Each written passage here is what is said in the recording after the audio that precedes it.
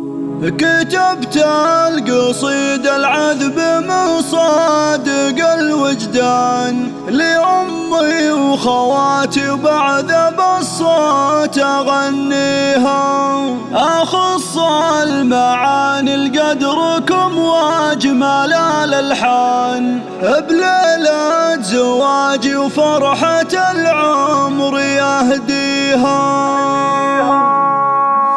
كتبت القصيد العذب من صادق الوجدان لأمي وخواتي وبعد بالصوت أغنيها، أخص المعاني لقدركم وأجمل الألحان ليلة زواجي وفرحة العمر يهديها. يا يمه تهني وافرحي يا ضياء الأعياد، عسى أيامك افرح وسعد مع لياليها. يا أمه تعب اللي لك بقلبي معز وشان، يا أغلى علي من حياتي وما فيها، يا نبع الحنان ومنبع الطيب والإحسان، لو أحسب فضايلك علي ما أقدر أحصيها. يا أم العظيمة أنت ما يشبهك إنسان، وفيك أفتخر واعتز وامداح يهديها. يا ربنا في ظلك على العز مدى الأزمان، ومن عز إلى عز هالحياة دوم نقضيها. فضلك علينا من قبل نولد وللآن، يا شمس الحياة ونورها وأغلى ما فيها. يا أم تعب اللي طيبك يشابه الهتان، كريمة بعطاياك اللي ما حد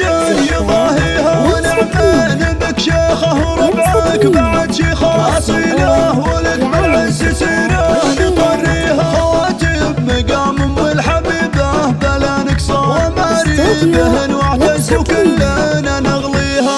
والله كبير بداخل القلب والشريان، وبوجودهن زانت حياتي ومعانيها. عسى الله يحفظكم لنا يا غلا العيون، وعسى سنينكم تطول والفرحة تغشيها.